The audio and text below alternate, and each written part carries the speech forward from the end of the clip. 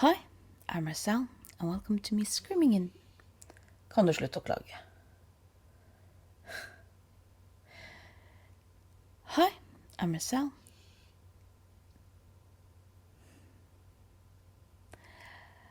Hi, I'm Marcel, and welcome to me screaming into the void, mostly about books, and I'm very sorry about my dog. I am trying to do a lot of books, and I'm doing readathons right now, and I went into a bit of a snag regarding video because I did my Shorty September readathon halfway update, and I had 15 books that I was going to talk about because I want to do one book on each day, and it was 1.5 hours of video that I had to edit down, and it was 50 something.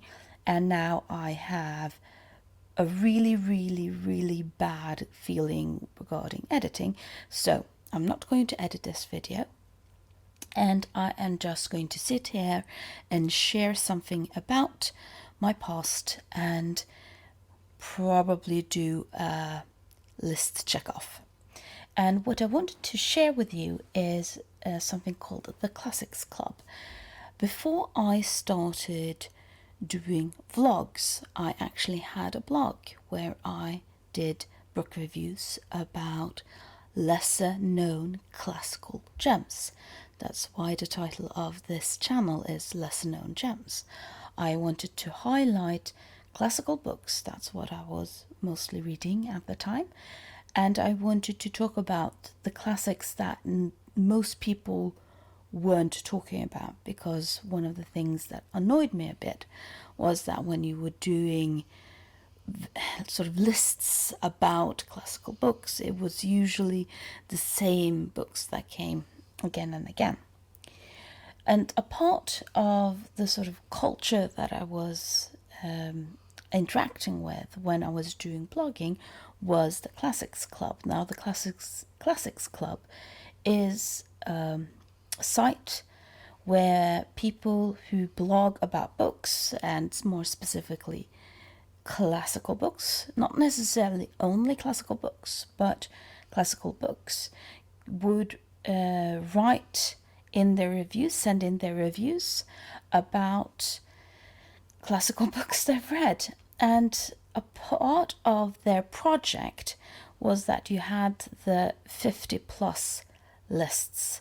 Now, the 50 plus lists were a list you would send in where you picked out 50 books, classical books, and then you had to check off and read so many of them that you could in the span of 5 years. And if you are in on the site, you can see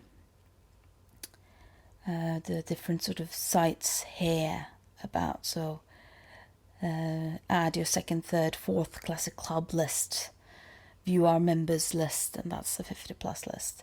And this is a site of all of the reviews that different members of the Classic Club have done. So, for example, you can go in and they're done on Flatland, Things Fall Apart, and so on, and then you can search for these reviews and sort of just find them, pretty much. And what I wanted to do now, just for the fun of it, is that on list challenges, someone called Tessarea has compiled all of these into a huge checklist just to figure out how many of these classics have you then read. So what I wanted to do now, just because it's so easy, in the sense I just want to go in and see how many of these books I have read. And if you want to do that and tell me how many you've done, please leave me a comment down below so we can compare, because everything is about comparing, right? No, okay, so scratch that. Rather than saying how many of the books we've actually done, because reading is not a contest. I want you to write about a book you really, really enjoyed and why you enjoyed it. And then I want to see us talking about the books that we love, which is the real reason why we should be here.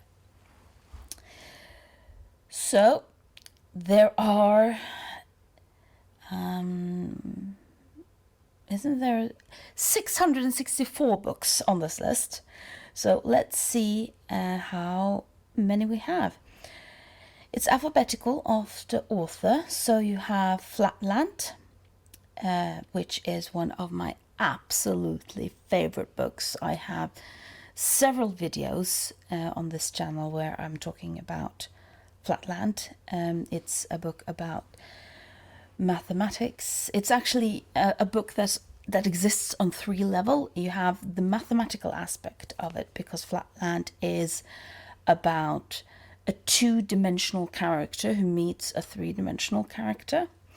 In addition, you have the social aspect of it, in the sense that it's a comment on class society, because the more sort of sides you have on as this 2-dimensional figure, the higher up in society you are.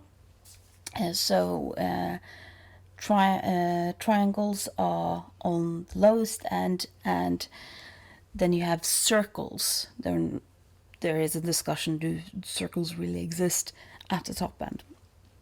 And then you have, of course, the sort of religious, philosophical aspect of it, because Edwin Abbott wrote it, was educated as a priest. So very, very fascinating book, and I absolutely promise I won't gush out on all of the books on this list. Next one I read is Things Fall Apart.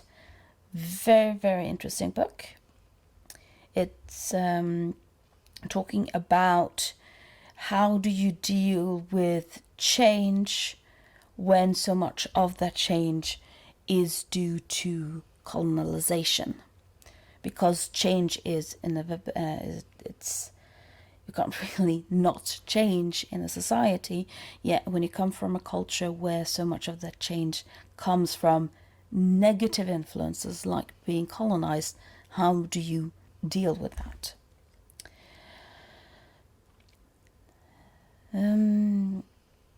I have not read any of the the books like Jo's Boys and Little Men, but I have read Little Women. It was my sister's favorite book. I have read The House of the Spirit, and Isabel Allende is brilliant. I've not yet read Maya Angelou, but that is, of course, on my list of ever-expanding authors you need to read. Beowulf I read, Arabian Nights I read. Arabian Nights, for those who wonder, is, of course, the shorter version of 1001 Nights. So I haven't read the complete 1001 Nights. I am about halfway through that, but I have read Arabian Nights. I've read The Golden Ass. I've read Lysistrata. I actually played Lysistrata when I was studying acting, which is a brilliant play. So funny. I've read The Frogs, again, when I was studying acting. I've read The Handmaid's Tale. That's the only one of Margaret Atwood that I have read. But of course, she being a Nobel Literature Prize winner, I'm probably going to do a video about her, so I'm going to save all of the books until then. I've read Emma. I read Mansfield Park. I've read Northanger Abbey, I've read Persuasion, I've read Pride and Prejudice, I've read Sense and Sensibility. So mainly they just have her 6 biggest one. I think I've actually read everything that Jane Austen has written. And if for anyone wondering, my favorite Jane Austen book is Persuasion, and I have so many thoughts about what that new Netflix film actually can tell us about what we are doing wrong with reading Jane Austen theoretically. And I have to figure out if that is something I want to do a video about or not. But despite Persuasion being my favorite book, I have to admit that I think Emma is her best written book. The language in Emma and the way she's built the story in Emma is probably some of her absolute best, even if I personally enjoy Persuasion more. I've read James Bolton, Joanna's Room, and Peter Pan. And I've actually read Wizard of Oz, not just seen the film. And they are, despite being very similar when it comes to the plot beats of the stories, they're very, very different when it comes to the themes and the oeuvre, in lack of a better term. I don't even know if oeuvre is the right term here, but the feeling of the book. Waiting for Godot. Hopefully we'll be lucky that there is a lot of plays on this list, and then even if this isn't a contest, not even with myself, even if I haven't read any more of the books on this list, I haven't lost anything. This is just for fun, she said, clearly not believing herself. I've read the Decameron. There's so many good books here. I've read Fahrenheit 451. That is also the only Ray Bradbury book I've read, and that also, it sounds like Ray Bradbury would be an author I would enjoy if I would want to sort of dabble into more fantasy science fiction aspect of it. If there are anyone who are huge Ray Bradbury fans, please tell me if I should read Ray Bradbury, and of course which books I should start with. I've read Agnes Grey and The Tenant of Wildfell Hall by Anne Bronte.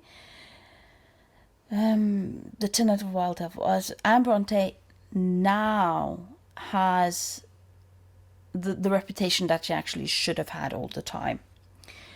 In regard to that, when I started blogging, nobody was reading Anne Bronte. They were just reading Charlotte and Emily, and she is absolutely brilliant.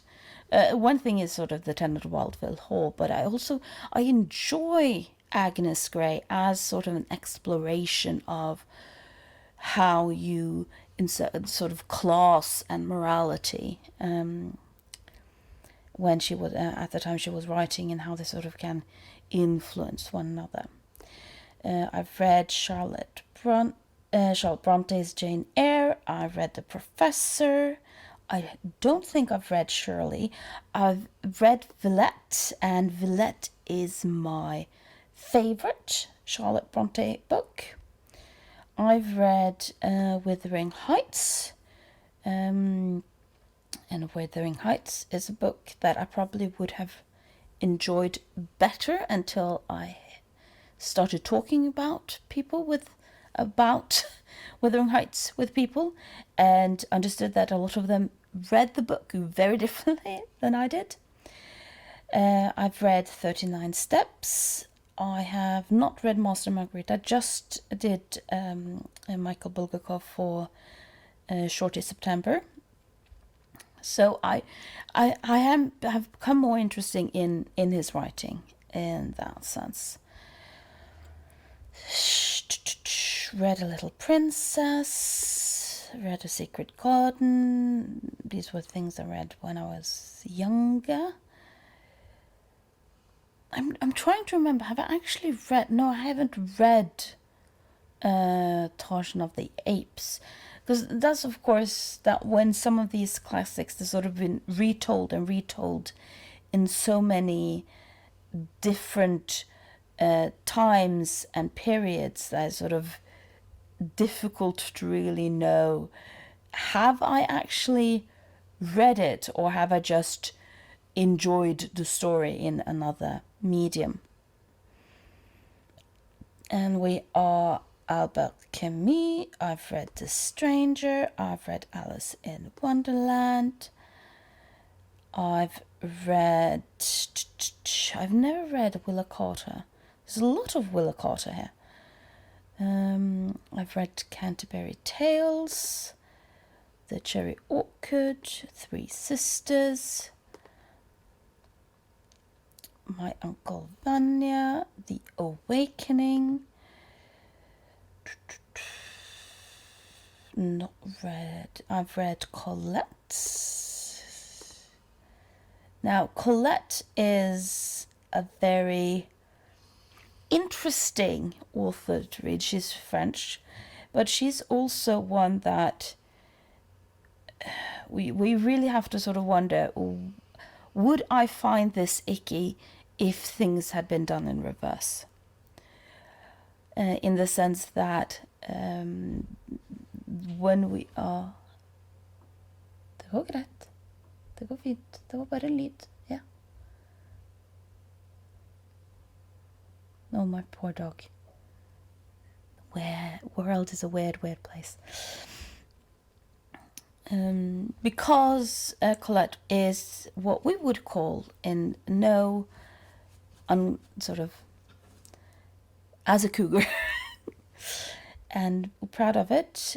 We have Wilkie Collins, The Woman in White, one of my absolutely favorite books, bar none. And the way Wilkie Collins writes a sort of the gothic mystery of it all is very interesting, and especially in regard to his female characters in that book. The Adventures of Pinocchio I have read, and it's brilliant book. If you look at it from a sort of a proto-Bildung perspective. A lot of books I haven't read. A lot of books I probably should have read. Don Quixote. A lot of books that are sort of on the list. A Little Prince, Robinson Crusoe, Bleak House, which is my favorite Charles Dickens. It's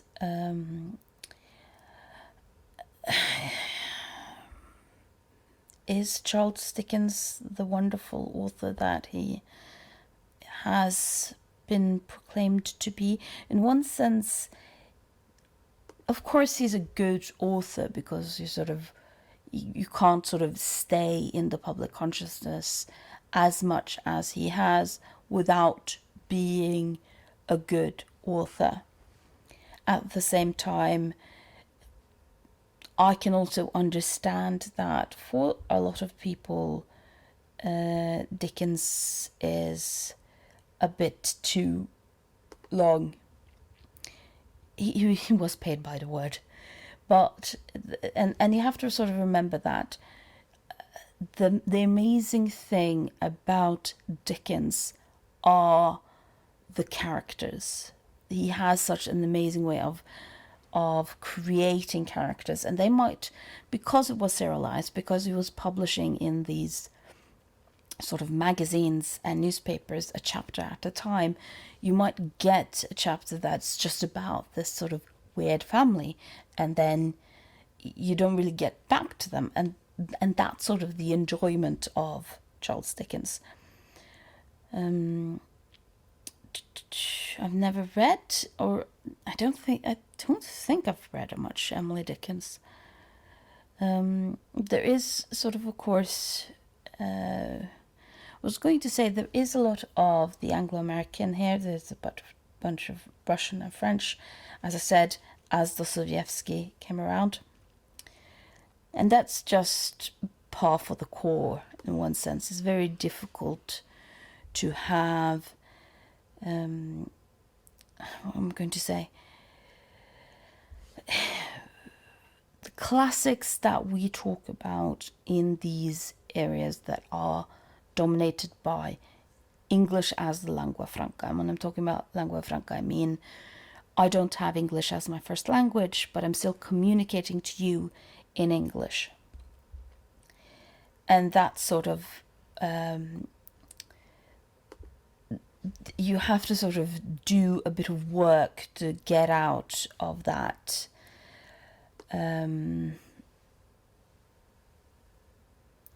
canon that there is mostly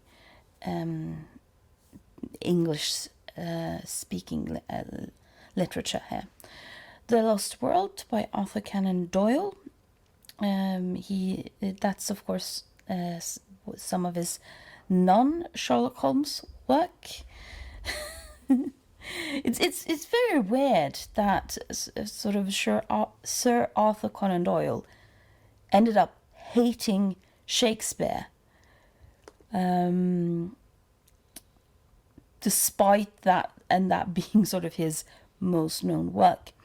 I will also absolutely recommend The Black Tulip. It's not very long, and it's Alexandre Dumas, the guy that did The Three Musketeers. I think there's two Alexander Dumas. It's father and son, and right now I don't really remember who of them did who, because but The Black Tulip is about the Netherlands during the golden age of the Netherlands, and it's a part of history that isn't that known necessarily. So it was a very interesting sort of way of learning more about that time and place. Next page. There we have The Count of Monte Cristo, which is now, I see, getting a lot of praise here, both on BookTube and BookTok, and it deserves all the praise that it's getting. The Man in Iron Mask I've read, Three Musketeers I've read, 20 Years I've read. I haven't read The Name of the Rose, but I am trying to read more Umberto Eco. Why I haven't read The Name of the Rose when that is where you usually start with Umberto Eco, I don't really know. That's just how it is right now. I've read Middlemarch. I don't think I've read Adam Beda by George Eliot, no. I've read, have I read Silas Marner? Oh, I'm probably unsure. I've read The Mill on the Floss. And there also get sort of a question about this.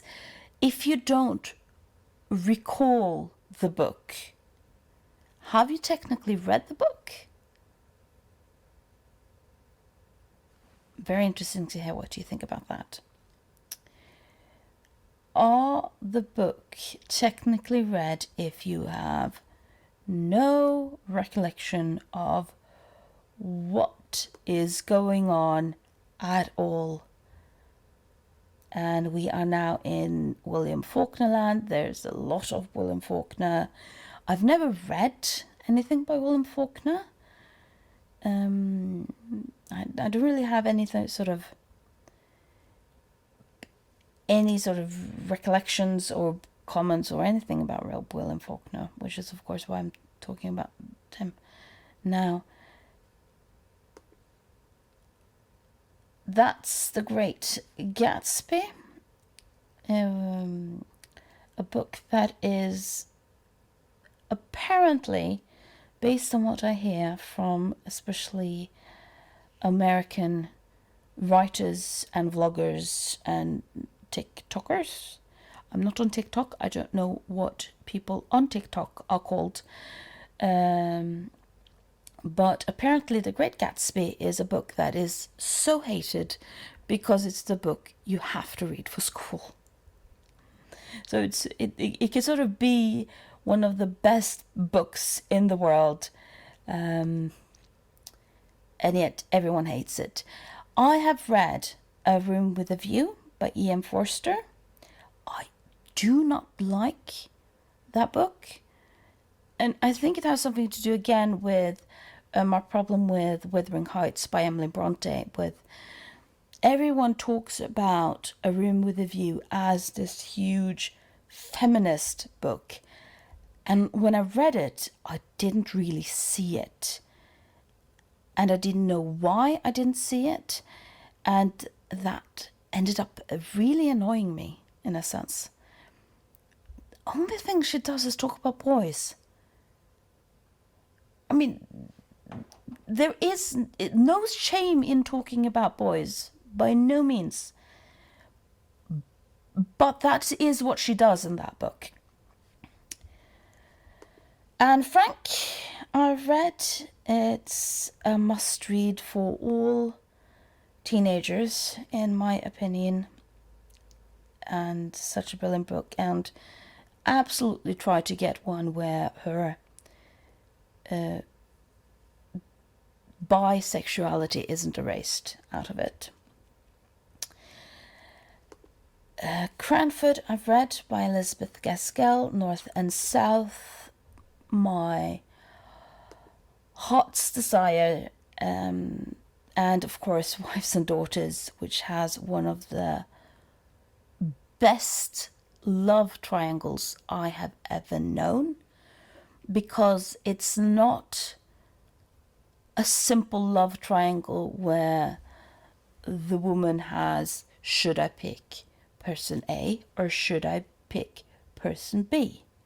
It's a love triangle where she is in love with someone who is in love with someone else, and this someone else is someone who is very near and dear to her heart. So it's a love triangle where she is sort of the one not in a relationship. And that angle on a love triangle is so amazing and such a good way of figuring out and analyzing what can a love triangle actually give you. And if anyone has any suggestions on love triangles that are organized like that, please let me know, because it's so fascinating to have love triangles where the person you're following isn't meant to end up with someone. My Best Friend's Wedding is another example of that. But that's a film, so I don't really know if that counts.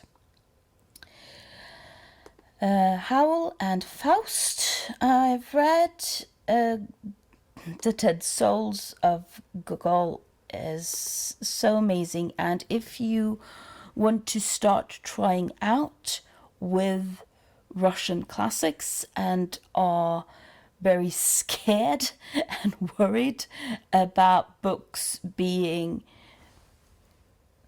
bigger than your head, Then Dead Souls by Nikolai Gogol is a very easy introduction to Russian classics.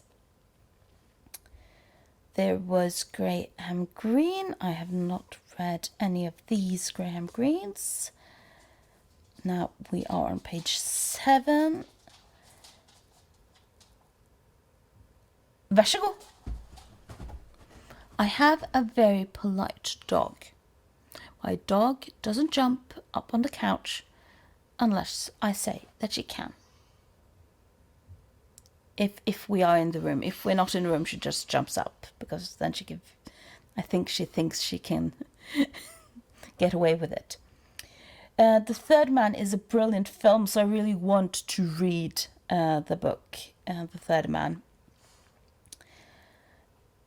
The Maltese Falcon, again, brilliant film.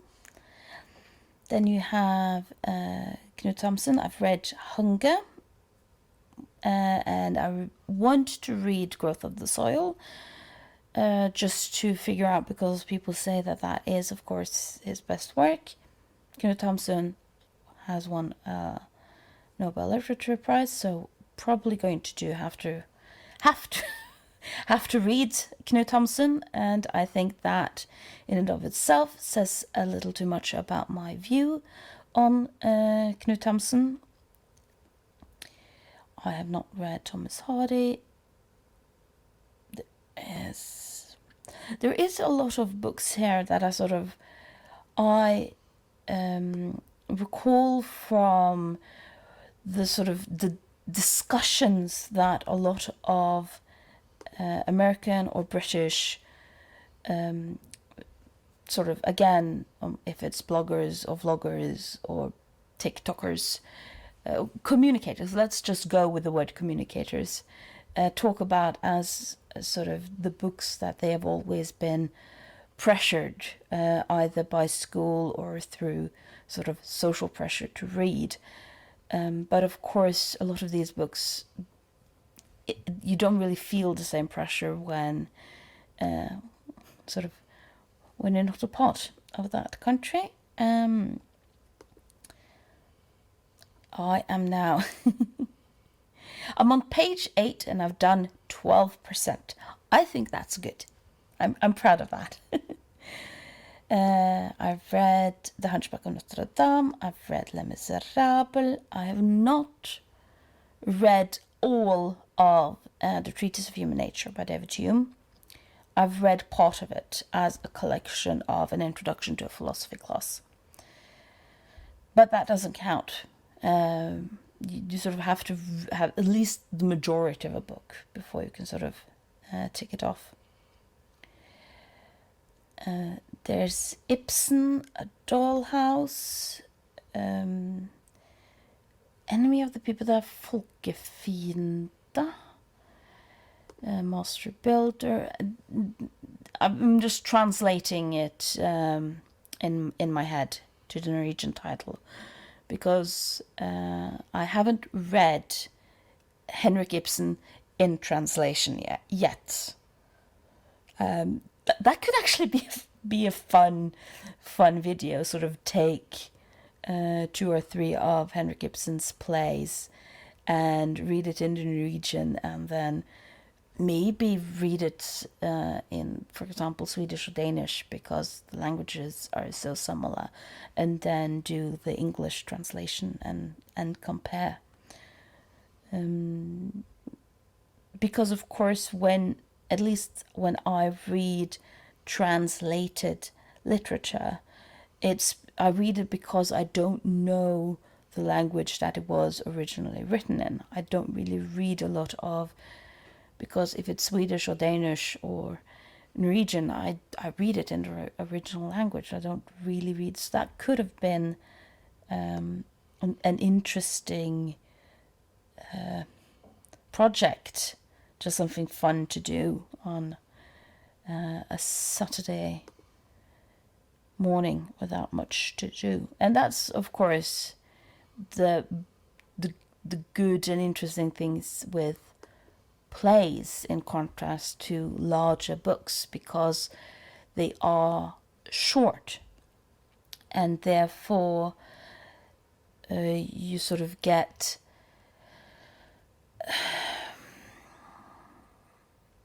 because they're short, they're much quicker to read.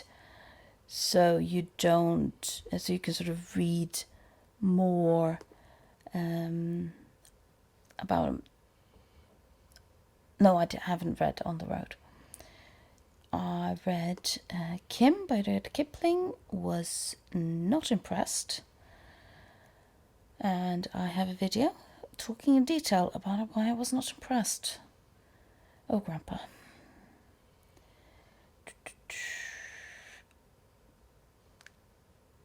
Okay, Mockingbird I've read. Phantom of the Opera I've read.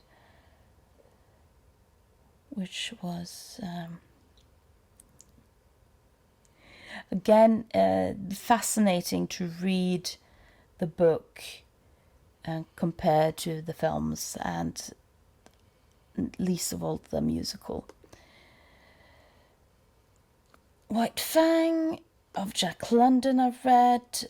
The Prince I've read. And if anyone who's read The Prince has any sort of feeling for if he was writing it seriously or if he was writing it in jest, please let me know, because reading about the context in which Machiavelli wrote The Prince, that he was actually writing it when he was pretty much just banished from Florence, and the sort of the things he's writing in The Prince very much mimics the people who banished him. I can't really tell if it's written sarcastically or if it's written sort of, I'll play ball, it's fine.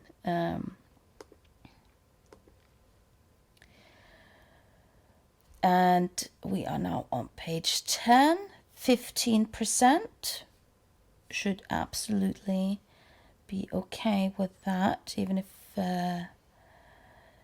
I don't pick anyone else. It's not a contest, she says.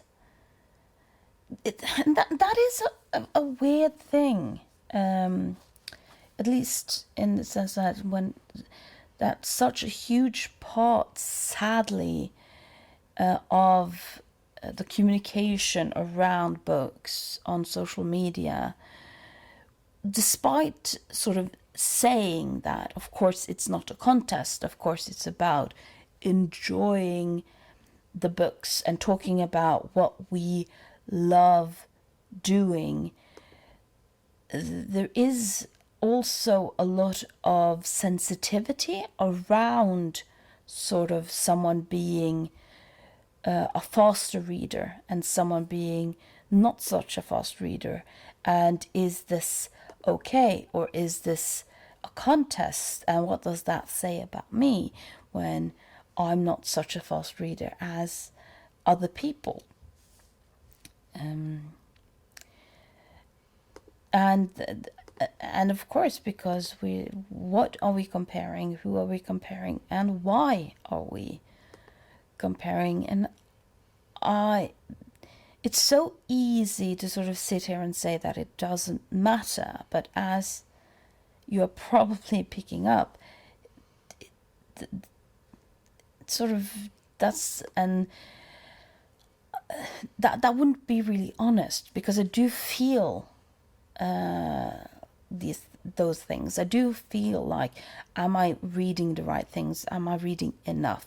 Will I be sort of accepted in the sort of book community, or am I sort of not doing the right things in that sense? And that, in one sense, that's just being human.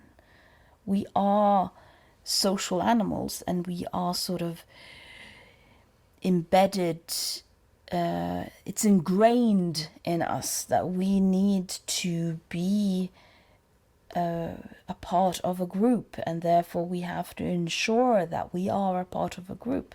So these questions that have to do with are we being a part of this group will of course be prevalent, and yet it's sad it has to be like that.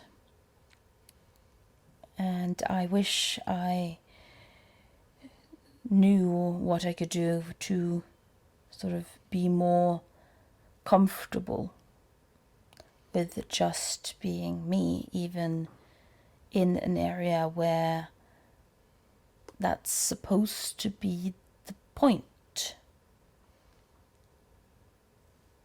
Yeah, that was Barbara Perm. Yeah.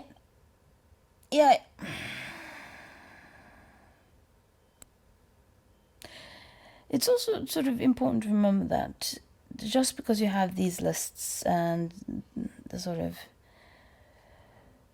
contests that we admit or don't admit that we are part of, doesn't really mean that I want to read all of the books on a list like this.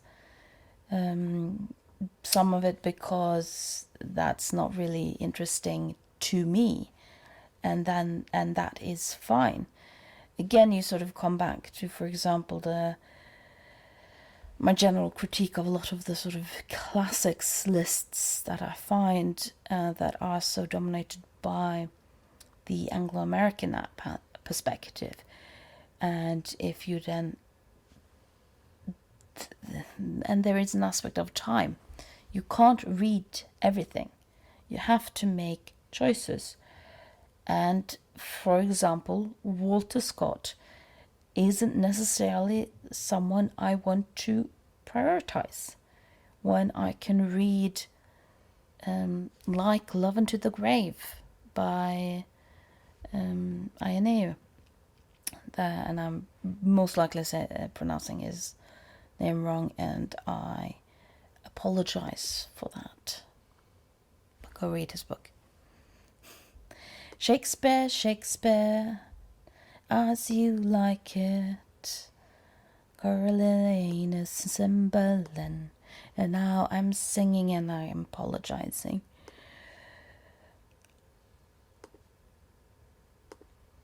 Yeah, I get a little...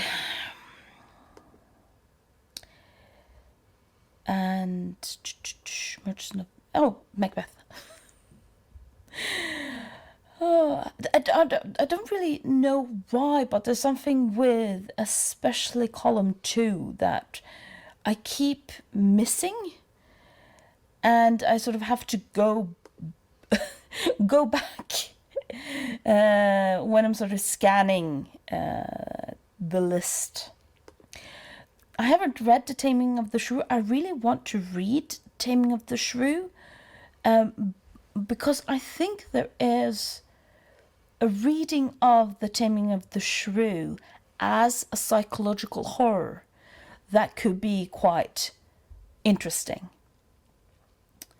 Troilus and Cressida, Twelfth Night, and The Two Gentlemen of Verona. I don't really know how many of... And A Winter's Tale, of course. So I see that a lot of the tragedies, a lot of the comedies, not that many of the history plays. And that doesn't really surprise me, because the history plays are the least known of William Shakespeare's works. I mean, you do have certain of them that are well known, like Henry IV and V and Richard III, but as a collective group, the history plays are sort of least known. And Mary Shelley, The Tale of Genji. Is that how you pronounce Genji? Yeah.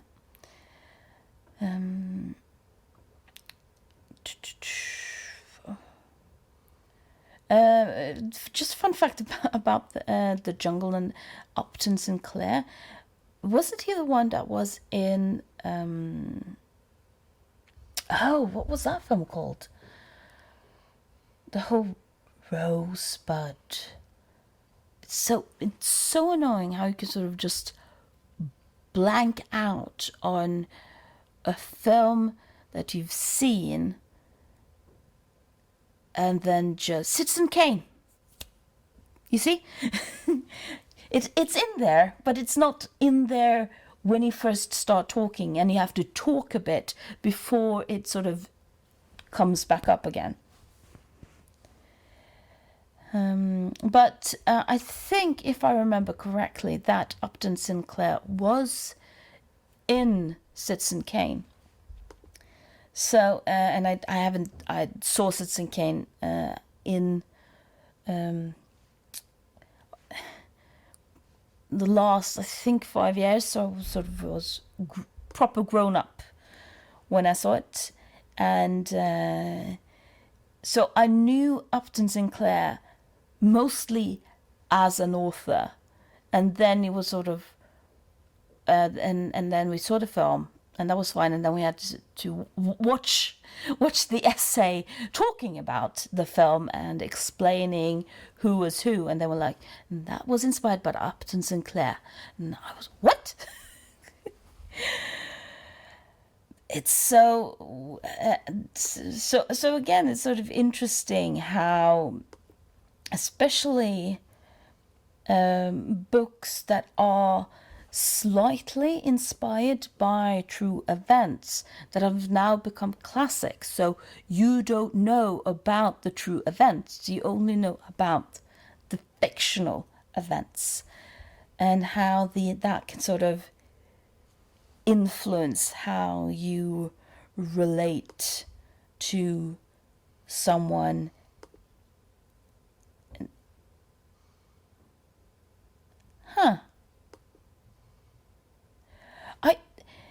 I just realized, is that correct?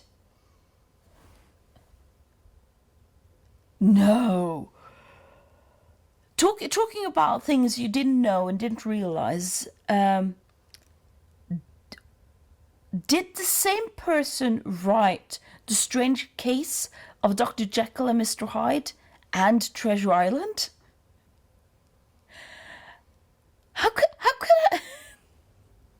I've read both of them. I've read both of them, and I've read Kidnapped. And Kidnapped and Treasure Island I knew was written by the same author. But to me, sort of the Strange Case of Dr. Jekyll and Mr. Hyde was that was someone else. Wow. Things you learn. So now I've learned something new today. And thank you for staying in my ignorance. So, and we have... One thing I do enjoy is that there is a certain amount of children's books on the list. And there are books that I know that they're children books, even if I haven't read them. And I think that's it's nice to sort of, when we talk about classics, we very often make the mistake of talking about classics as if that is in and of itself a genre, and we're sort of bad at talking about the fact that you have romantic classics, dramatic classics, tragic classics, children's literature classics, classic poems. So it's sort of, where do I sort of, so the question sort of, where do I start reading classics? Well, that depends on what kind of books you enjoy, because a classic isn't necessarily a classic. So I enjoy the fact that there is a lot of awareness that you sort of have children's classics, for example, as its own, both as a genre but still acknowledging them as classics.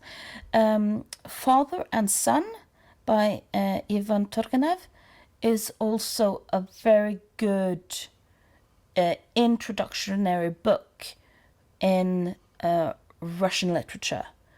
if you want something that's shorter and doesn't have that many characters who have a million different names. So it's a good way of sort of helping yourself into Russian classics, in the sense that the Russian classical classics, and that's the thing, but sort of what we think of as a traditional Russian classics, then Ivan Turgenev writes within this sort of family drama genre that most, I think when we're talking about Russian classics, when we're talking about Tolstoy and Dostoevsky and Turgenev and Gogol, most of them are sort of family dramas or social political books, and where you have a million characters with a million different names, and I love that type of literature, but it does take a bit of getting used to in realizing who is who in these books. So both Gogol and Turgenev are, because they usually have a smaller cast, is a way of sort of ease into that way of thinking. I have not read much Mark Twain. Again, I know that he is very well known, but it's just not been on the radar growing up. Jules Verne, on the other hand, I've had a huge kick reading Jules Verne when I was a kid. So I think I went to the library, and I don't know if it's all of it, but I read everything they had by Jules Verne. We are reaching the end of it. We have Wells, and it was just 2 Wells. That's okay. Read both of them. Wells is very interesting. Wells has a lot of interesting. Some of his lesser known books are quite interesting because they're very different from what that's the one I've read. From what we're sort of used to regarding that genre. So Wells and Conan Doyle are a very interesting reading pair in some sense, because they are both very similar and yet very unsimilar in a lot of their writing. Oscar Wilde I have read. In one sense, of course, because doing theatre, you do have Oscar Wilde as a very genre staple, but again, not necessarily for everyone. That really depends. Tennessee Williams is so brilliant as a playwright, and I will recommend Sweet Birth of Youth. If Sweet Birth of Youth is one of his lesser known plays, and I think what's interesting about that is, of course, that you don't really understand how fascinating Sweet Birth of Youth could be unless you are comparing it, probably, to his other work, because Sweet Birth of Youth is one of his more optimistic, and where he is more clearly being influenced by his positive relationship. And sort of, and you are see also, if you know Tennessee Williams, he is a tragic character in a sense, and a lot of it is portrayed in The Glass Menagerie regarding family members who are suffering mentally, and his own suffering with mental illnesses, and of course being a homosexual at a time where that was both illegal, yet known about, yet frowned upon, yet accepted. So his gayness sort of exists in a bubble where it both exists yet can't exist at the same time, and that influences a lot of his works, which are tragic works.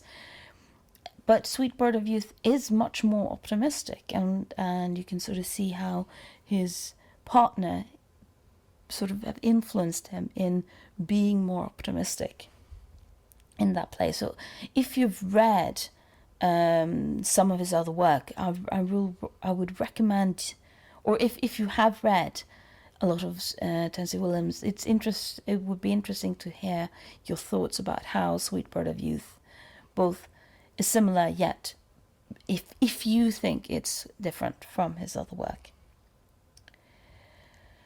I have not read Virginia Woolf. I should have read Virginia Woolf. I want to read Virginia Woolf. I probably will at some time read Virginia Woolf, and I'm done. Show me my results, even if I can see that on top of the screen. So, out of 664, I have read 170 books. I'm happy with that. I'm absolutely happy with that. So, thank you for just listening to me rambling on at a time where I just need to do something other than editing. And as we agreed upon, please let me know which of the books on this list that is your favorite and why that is your favorite. And thank you for listening to me screaming into the void.